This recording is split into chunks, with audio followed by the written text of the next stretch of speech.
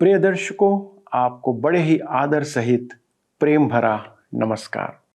आशा है आप स्वस्थ, सुरक्षित, आशीषित और परमेश्वर के वचन के केंद्र में जीवन जी रहे हैं। हम सत्य वचन में उसी परमेश्वर के पवित्र वचनों का अध्ययन और मनन कर रहे हैं। इफिसियों की पत्री में हम कलीसिया के लिए परमेश्वर के निर्दोषों को जानने का प्रयास कर रहे हैं, जिसे परमेश्वर ने यीशु के लहू के द्वारा से स्थापित किया है। वर्तमान में हम पौलुस की प्रार्थना को देख रहे हैं। इस प्रार्थना की एक विशेषता हम पाते हैं कि वह संक्षेप में है, ना कि बहुत विस्तार में। अक्सर हमारी प्रार्थना पहले तो स्वयं पर सीमित रहती है और बहुधा इतनी विस्तृत हो जाती है जैसे परमेश्वर कुछ समझ नहीं सकते। दोस्तों, परमेश्वर सब कुछ जानते हैं, पर प्रार्थना के द्वारा हम अपनी उन बातों को परमेश्वर के सामने रखकर परमेश्वर के प्रति अपनी निर्भरता को प्रकट करते हैं। प्रार्थना के द्वारा हम स्वयं पर नहीं, पर परमेश्वर के सर्वाधिकार और सर्वसामर्थी होने के सामने अपनी दुर्बलता और निर्भरता को प्रकट करते हैं या समर्पित करते हैं। दोस्तों, इस प्रार्थना में हमारे लिए बहुत कुछ सीखने को है। इसलिए चलिए अपने अध्ययन में आगे बढ़ते हैं और देखते हैं कि परमेश्वर का वचन हमें आज और क्या सिखाना चाहता है। मेरे मित्रों, आइए आज हम अपने अध्ययन में आगे बढ़ें और इफिसियों के पत्र 3 अध्याय उसके 14 पद के भाग 2 से अध्ययन में आगे देखेंगे। शिष्य 3 वर्ष तक प्रभु यीशु के साथ थे। मेरे विचार में तो वे अनेक बातों में बच्चों के समान थे। अधिकांश समय मुझे दो ही उनका स्वभाव था। यीशु ने उन्हें चिताया कि वह उन्हें छोड़कर चला जाएगा और वे यीशु से कुछ नहीं मांग पाएंगे। उन्हें तब पिता परमेश्वर से यीशु के नाम में मांगना होगा। यीशु के कहने का अभिप्राय क्या था? उसके कहने का अर्थ था कि यीशु से सीधी प्रार्थना करने में हम एक मध्यस्थ से वंचित हो जाएंगे।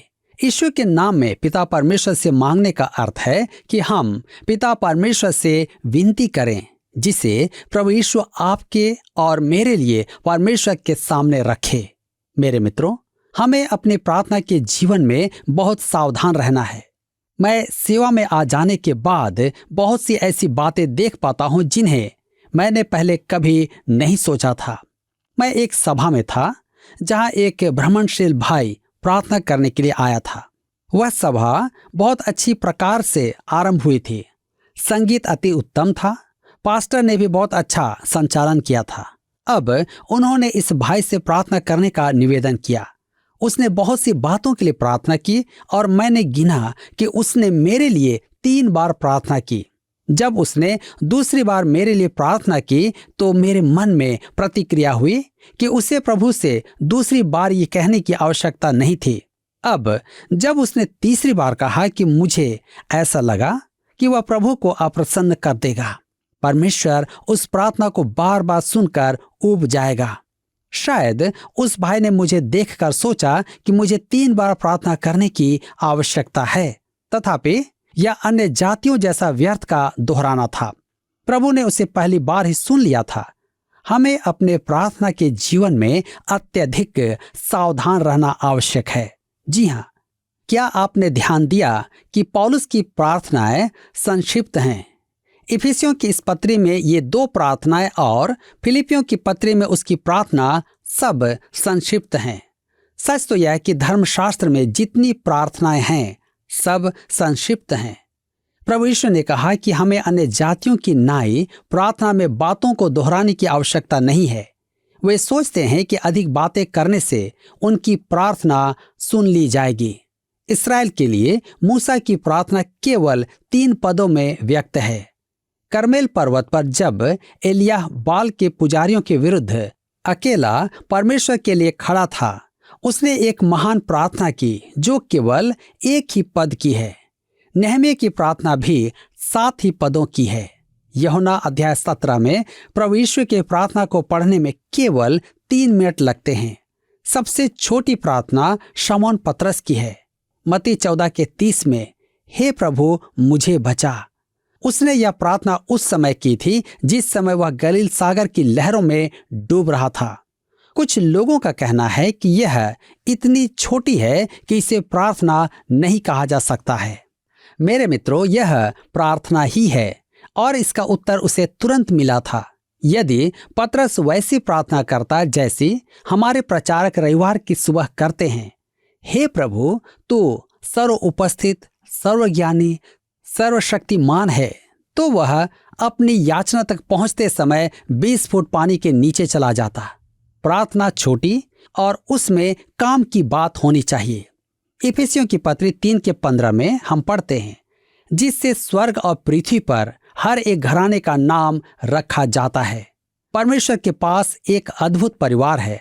अधिकांश लोगों का सोचना है कि वह मैं और मेरा, हम 4 तक ही सीमित हैं, परंतु सच तो यह है कि उसका परिवार इससे बहुत बड़ा है। कुछ लोग सोचते हैं कि कलीसिया में उनका गुट ही है जिसकी प्रार्थना परमेश्वर सुनता है। कुछ का सोचना है कि उनके स्थानीय कलीसिया में ही पवित्र जन हैं। कुछ ऐसे लोग भी हैं जो सोचते हैं कि उनकी कलीसिया ही परमेश्वर का परिवार है। कुछ लोग सोचते हैं कि पेंतेकोस्त के दिन से कलीसिया के उठाए जाने के दिन तक उद्धार पाने वाले ही कलीसिया हैं। मेरे मित्रों, परमेश्वर ने तो कलीसिया के अस्तित्व से बहुत पहले ही मनुष्यों का उद्धार किया था और कलीसिया के उठाए जाने के बाद भी मनुष्यों का उद्धार करेगा। परमेश्वर के परिवार में अन्य सदस्य भी हैं। स्वर्गदूत भी उसके परिवार में हैं। उसने बुद्धिजीवों की रचना भी की है, जिन्हें प्रेरित यूहन्ना ने देखा और कहा कि उनकी संख्या अनगिनत थी। वे सब परमेश्वर के परिवार में हैं। इफिसियों के पत्र 3 उसके 16 से 19 पद में हम पढ़ते हैं कि वह अपनी महिमा के धन के अनुसार तुम्हें यह दान दे कि तुम उसके आत्मा से अपने भीतरी मनुष्यत्व में सामर्थ्य पाकर बलवंत होते जाओ, और विश्वास के द्वारा मसीह तुम्हारे हृदय में बसे कि तुम प्रेम में जड़ पकड़कर और नेव डालकर सब पवित्र लोगों के साथ भली भांति समझने की शक्ति पाओ कि उसकी चौड़ाई और लंबाई और ऊंचाई और गहराई कितनी है, और मसीह के उस प्रेम को जान सको जो ज्ञान से परे है, कि तुम परमेश्वर की सारी भरपूरी तक परिपूर्ण हो जाओ। देखिए, वह फिर उसकी महिमा के धन के आधार पर प्रार्थना करता है, न कि उसकी महिमा के धन में से।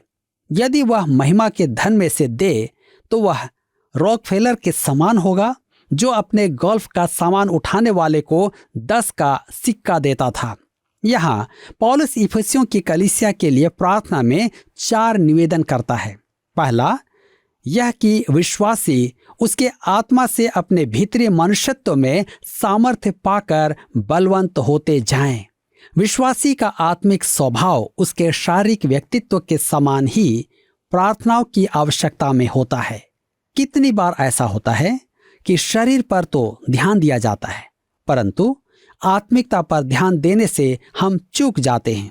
पौलुस आंतरिक मनुष्यत्व के लिए प्रार्थना करता है, क्योंकि वह जानता है कि बाहरी मनुष्यत्व समाप्त होता जाता है। मसीही जीवन जीने के लिए, अनुग्रह में विकास करने के लिए और पूर्ण परिपक्वता प्राप्त करने के लिए सामर्थ्य की आवश्यकता है, जो पवित्र आत्मा का कार्य है। मेरे मित्रों, हम बाहरी मनुष्यत्व के लिए तो बहुत प्रार्थना करते हैं। मनुष्य की भौतिक आवश्यकताओं के लिए प्रार्थना करना बहुत अच्छा है। पौलुस भी करता था। वह अपने लिए भी प्रार्थना करता था। उसने 3 बार प्रार्थना की कि परमेश्वर उसकी देह से कांटा निकाल दे। यह जानना बहुत अच्छा है कि परमेश्वर प्रार्थना सुनता है और प्रार्थनाओं का उत्तर भी देता है, परंतु हमें स्मरण रखना है कि विश्वासी के आत्मिक भाग को भी प्रार्थना की उतनी ही आवश्यकता है जितने की उसके शरीर को होती है। केवल पवित्र आत्मा ही विश्वासी के जीवन और पूर्ण परिपक्वता के विकास के लिए सामर्थ्य प्रदान कर सकता है। अब उसका दूसरा निवेदन है, विश्वास के द्वारा मसीह तुम्हारे हृदय में बसे, अर्थात मन में वही विचार आए जो मसीह सोचता है, तुम मुझ में और मैं तुम में। गलातियों की पत्री 2 के 20 पद में पौलुस कहता है, मसीह मुझ में जीवित है, मसीह में। इस पत्री का सर्वोच्च शब्द है। इसका दूसरा रूप है मसीह मुझ में जीवित है। मसीह में हमारी अवस्था है और मसीह मुझ में मेरी संपदा है। यह व्यवहारिक पक्ष है। दूसरा कुरिन्थियों के पत्री 13 उसके 5 में वह कहता है, अपने आप को परखो कि विश्वास में हो कि नहीं, अपने आप को जांचो। क्या तुम अपने विषय में यह नहीं जानते कि यीशु मसीह तुम में है? नहीं तो तुम जांच में निकम्मे निकले हो। मेरे मित्रों, मसीह एक अस्थायी आगंतुक नहीं है। वह पवित्र आत्मा के द्वारा हमारे जीवन में अस्थायी निवास करने आया है। यूहन्ना रचित सुसमाचार 15 अध्याय उसके 5 पद में यीशु ने कहा, मैं दाखलता हूँ, तुम डालियां हो। जो मुझ में बना रहता है और मैं उसमें, वह बहुत फल फलता है, क्योंकि मुझसे अलग होकर तुम कुछ भी नहीं कर सकते। आइए अब देखें, पौलुस की प्रार्थना में तीसरा निवेदन है कि विश्वासी मसीह के उस प्रेम को जान सकें जो ज्ञान से परे है। वह प्रार्थना करता है कि वे प्रेम में जड़ पकड़कर और नेव डालकर समझने की शक्ति पाएं। जड़ पकड़कर जीवन से संबंधित है और नेव डालकर दृढ़ता को दर्शाता है। यह सब पवित्र जनों के लिए है। पौलुस चाहता था कि वे प्रभु यीशु के प्रेम को जाने जो ज्ञान से परे है। प्रभु यीशु के प्रेम की विशालता परमेश्वर का प्रेम ही है। इससे विमोचन मंच से हम उसको नापना आरंभ कर देते हैं जो अता है, और उसे समझना आरंभ कर देते हैं जो ज्ञान से परे है। यह विश्वासी के जीवन की अनेक विरोधाभासी स्थितियों में से एक है। चौड़ाई, मसीह की बाहें संपूर्ण संसार में पहुंचती है। यूहन्ना 10:9 में वह कहता है, द्वार मैं हूं, यदि कोई मेरे द्वारा भीतर प्रवेश करे तो उद्धार पाएगा। फिर यूहन्ना 6 उसके 37 में वह कहता है, जो कोई मेरे पास आएगा उसे मैं कभी नहीं निकालूंगा। लंबाई, इसकी लंबाई जगत की नींव पड़ने से पूर्व वध किए गए मेमने से लेकर अनंत काल तक है। गहराई, क्रूस पर मसीह की मृत्यु तक जाती है। फिलिपियों की पत्री 2 अध्याय उसके 8 पद में वह कहता है, मनुष्य के रूप में प्रकट होकर अपने आप को दीन किया और यहाँ तक आज्ञाकारी रहा कि मृत्यु, हाँ, क्रूस की मृत्यु भी सह ली। ऊंचाई, इसकी ऊंचाई परमेश्वर के सिंहासन तक पहुंचती है। फिलिपियों की पत्री 2:6 में लिखा है, जिसने परमेश्वर के स्वरूप में होकर भी परमेश्वर के तुल्य होने को अपने वश में रखने की वस्तु न समझा। मसीह के प्रेम के व्यापक अनुभव में केवल पवित्र आत्मा ही विश्वासी को ला सकता है। अब क्योंकि यह अनंत है, इसलिए मनुष्य की बुद्धि से परे है। अब उसका चौथा निवेदन ज्वलंत जोश के साथ आता है, परमेश्वर की सारी भरपूरी तक परिपूर्ण हो जाओ। प्रभु यीशु ऐसा ही भरा हुआ था। मसीह के प्रेम को अंतर्ग्रहण करने के अनुपात में ही हमें परमेश्वर की सारी भरपूरी मिलती है। इफिसियों की पत्री 3 अध्याय उसके 20 और 21 पद में हम पढ़ते हैं, अब जो ऐसा सामर्थी है कि हमारी विनती और समझ से कहीं अधिक काम कर सकता है, उस सामर्थ्य के अनुसार जो हम में कार्य करता है, कलीसिया में और मसीह यीशु में उसकी महिमा पीढ़ी से पीढ़ी तक युगानुयुग होती रहे। आमीन। यह स्तुति गान तथा आशीर्वाद है। यहाँ पौलुस की प्रार्थना का समापन है। यह इस पत्री के प्रथम मुख्य भाग का समापन है। जी हाँ, यह आत्मिक स्तुति का महान उद्गार है। जिस पर टिप्पणी की जाए तो वह धूमिल हो जाएगी। हम तो आत्मिक वरदानों के छोर को भी छू नहीं पाते हैं जो परमेश्वर अपनों को देना चाहता है। यह कैसी अद्भुत बात है। वह हमें बहुतायत से अधिक देना चाहता है। वह कैसा भला है और हम कितने छोटे हैं।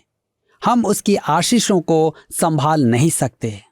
मेरे मित्रों, यहाँ पर इसी के साथ अध्याय 3 समाप्त होता है और अब हम अपने अध्ययन को अध्याय 4 से जारी रखेंगे, जिसमें हम परिचय को देखेंगे, जिसका विषय है कलीसिया एक नया मनुष्य है, नए मनुष्य का प्रदर्शन, नए मनुष्य का स्वभाव, परहेज, नए मनुष्य का निषेध। अब हम इफिसियों की पत्री के एक नए भाग में आते हैं। इन अंतिम 3 अध्यायों का विषय है कलीसिया का आचरण और विश्वास की मानसिकता। हमने विश्वासी की स्वर्गिक बुलाहट को देखा था और अब हम उसके जीवन आचरण को देखेंगे। यह उसका सांसारिक जीवन नहीं, पृथ्वी पर उसका जीवन है। सच्चे विश्वासी, जिन्हें हम कलीसिया कहते हैं, स्वर्गिक स्थानों में मसीह में अवस्थित हैं। मसीह देह का सिर है और वह परमेश्वर के दाहिनी ओर बैठा है, परंतु कलीसिया को इस संसार में रहना है। अध्याय 1 से 3 में हमने कलीसिया की बुलाहट, निर्माण और संगठन को देखा था। पत्री के इस अंतिम भाग में हम कलीसिया का आचरण, विश्वास का अंगीकार और कलीसिया के संघर्षों को देखेंगे। कलीसिया एक नई सृष्टि है। भविष्य में कलीसिया दुल्हन होगी और कलीसिया प्रभु यीशु की एक अच्छी सिपाही भी है। पहले 3 अध्यायों में हमने रूपांतरण की प्रकाष्ठा देखी थी, संभवतः नए नियम का सर्वोच्च आत्मिक पक्ष। मित्रों, यही कारण था कि हमने उन अध्यायों के अध्ययन में इतना समय लगाया था। इन अंतिम अध्यायों के इस भाग में हम जीवन के उस स्तर पर उतर आते हैं जहां हमारे सामने एक दुष्ट आत्माग्रस्त संसार है और संशयी जनसमूह है। यहाँ व्यवहारिकता आती है। क्या हम ऊंचे ऊंचे सत्यों को व्यवहारिकता में बदल सकते हैं? क्या हम इस संसार में रहते हुए परमेश्वर को प्रसन्न करने का व्यवहार कर सकते हैं? प्रभु यीशु ने कहा है कि हम इस संसार में हैं, परंतु इस संसार के नहीं हैं। कहा गया है कि इफिसियों की पत्री थियोलॉजी के अनुसार वही स्थान रखती है जो पुराने नियम में यहोशू की पुस्तक का है। अब हम उस स्थान पर आते हैं जहां यह सत्य प्रकट होता है। यहोशू ने इस्राएल को लेकर प्रतिज्ञा के देश में प्रवेश किया तो वह अब्राहम, इसहाक, याकूब और मूसा को दी गई परमेश्वर की प्रतिज्ञा की पूर्ति के निमित्त था। प्रतिज्ञा के अनुसार वह उसका अधिकार था और उसने यरदन पार करके प्रतिज्ञा के देश में पहुंचने के लिए इस्राएल के वंशजों की अगुवाई की। यरदन पार करना मसीह की मृत्यु, दफन और पुनरुत्थान का प्रतीक था। हम विश्वासी प्रतिज्ञा के देश में लाए गए हैं, यहीं हम वास करते हैं। कम से कम आज हमें पुनरुत्थान के क्षेत्र में वास करना है। यहोशू को उस देश पर अधिकार करना था कि उसका आनंद ले और वहां आशीषित हो। यहोशू की पुस्तक में अधिकार करना एक महान शब्द है। यद्यपि उसके मार्ग में बैरी और अन्य बाधाएं थी, यहोशू को उन पर जय पाना था और उस पर अधिकार करना था। मेरे मित्रों, इफिसियों की पत्री के प्रथम अर्ध भाग में भी अधिकार करना मुख्य शब्द है। इफिसियों की पत्री 1 उसके 3 पद में लिखा है कि परमेश्वर ने हमें मसीह में स्वर्गीय स्थानों में सब प्रकार की आत्मिक आशीष दी है। परमेश्वर ने तो हमें आत्मिक आशीषें दी हैं, परंतु क्या हम उन पर अधिकार करके जी रहे हैं? इस्राएल के वंशजों को प्रतिज्ञा का देश दिया गया था, परंतु यदि वे उसमें प्रवेश न करते तो वह उनका कभी नहीं होता। यहोशू की पुस्तक 1 उसके 3 में परमेश्वर ने उनसे कहा, जिस जिस स्थान में तुम पांव धरोगे वह सब मैं तुम्हें दे देता हूं। परमेश्वर ने यहोशू से कहा, यहोशू, यह संपूर्ण देश तुम्हारा है, परंतु तुम केवल उसी का आनंद ले पाओगे जिस पर तुम अधिकार करोगे। मेरे प्रियो, अब विश्वासी को यह सौभाग्य प्राप्त है कि वह स्वर्गीय स्थान में सब आशीषों पर अधिकार करे। तथापि मसीह में यह अथाह धन, आत्मिक मानक परमेश्वर के वचन के द्वारा खोजा जाता है। अब तक तो यह पत्री महिमामय उद्घोषणाओं से पूर्ण थी, परंतु अब आज्ञाएं आएंगी। अब वे जो ऐसे ऊंचे स्थान के लिए बुलाए गए हैं, उन्हें एक विशेष जीवन शैली जीने का आदेश है जो बुलाहट के साथ आरंभ होता है। कुछ लोग इस पत्री के प्रथम भाग में जीते हैं और ढोंगी पवित्र जन हो जाते हैं जो अत्यधिक आत्मिक हैं। मुझे एक ऐसे ही परिवार का स्मरण आता है। वे मेरी आराधनाओं में तो आते थे, परंतु मेरी कलीसिया के सदस्य नहीं थे।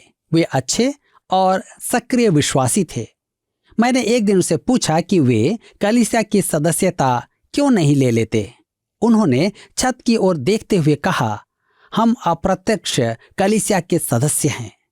मैंने देखा है कि अप्रत्यक्ष कलीसिया के सदस्य वास्तव में अप्रत्यक्ष ही होते हैं। रविवार की रात वे नहीं दिखते, बुधवार की सभा में वे नहीं दिखते। सच तो यह है कि जब आपको उनकी सहायता की आवश्यकता होती है तब वे दिखाई नहीं देते। मेरे मित्रों, हम व्यवहारिक हों तो अच्छा है। अप्रत्यक्ष कलीसिया को यहाँ दिखाई देना आवश्यक है, एक स्थानीय कलीसिया के रूप में। अब हम इफिसियों की पत्री के व्यवहारिक पक्ष को देखेंगे। कलीसिया का इस पृथ्वी पर आचरण। इस अध्याय में कलीसिया को नई सृष्टि दर्शाया गया है। नई सृष्टि को यहाँ अपना प्रदर्शन करना है। अप्रत्यक्ष कलीसिया के सदस्यों को प्रकट होना है, उन्हें संसार में जाना है और वचन का प्रसारण करना है। अब यहाँ जो होगा वह केवल उन्हीं मनुष्यों के लिए है जो मसीह में हैं। परमेश्वर का आत्मा उद्धार प्राप्त मनुष्यों से बात कर रहा है।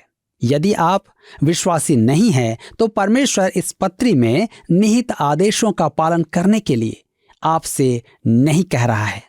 आपको सबसे पहले तो प्रभु यीशु मसीह में विश्वास लाकर उसकी संतान बनना है। आपको उसकी देह का अंग बनना है। इस पत्री में अब आगे की बातें केवल उनके लिए हैं जिन्होंने उद्धार पा लिया है और सत्य के वचन को सुना है। मरा हुआ मनुष्य चल नहीं सकता, चाहे आप उसे कितना ही विवश क्यों न करें। उसे पहले जीवित होना होगा। पौलुस ने हमें पहले ही बता दिया है कि हम पापों और अपराधों में मरे हुए थे। सब खोए हुओं की यही दशा है।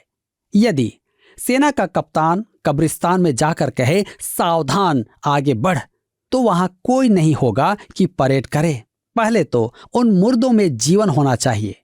यही बड़ी रोचक बात है कि धर्म इस मरणहार संसार को सुझाव देता है कि कुछ करें तो कुछ बन जाओगे। मेरे मित्रों, परमेश्वर इसके विपरीत कहता है, पहले कुछ बन जाओ तब कुछ करो। यदि आप मसीह के विश्वासी नहीं हैं तो बस सुनते रहें। आपको सीखने को मिलेगा कि यदि आप मसीह के विश्वासी हों तो परमेश्वर आपसे क्या चाहता है, और आप अपने चारों ओर देखेंगे कि पवित्र जन परमेश्वर की इच्छा के अनुसार जीवन जी रहे हैं या नहीं। आज हर एक विश्वासी के लिए एक अवसर है कि हम अपने जीवन को जांचें कि क्या मैं परमेश्वर की इच्छा के अनुसार, वचन के अनुसार जीवन जी रहा हूं या नहीं। मेरे मित्रों, आइए हम सब आज के वचन के अनुसार अपने जीवन को जांचें। प्रभु आप सबकी सहायता करें। दोस्तों, स्वयं के लिए प्रार्थना करना उचित है, पर जिस प्रार्थना का हमने अवलोकन किया वह कलीसिया के लिए है, दूसरों के लिए है। आपकी कलीसिया के विश्वासियों को आपकी प्रार्थना की आवश्यकता है, क्योंकि कितने विश्वासी ऐसे हैं जो विश्वास में बलवंत नहीं हैं। मसीह का वर्चस्व उनके हृदय में नहीं है। वे मसीह के विचारों के केंद्र में नहीं हैं। वे मसीह के प्रेम को गहराई से जानते नहीं हैं। सभी विश्वासियों को परमेश्वर की परिपूर्णता में बढ़ने की आवश्यकता है।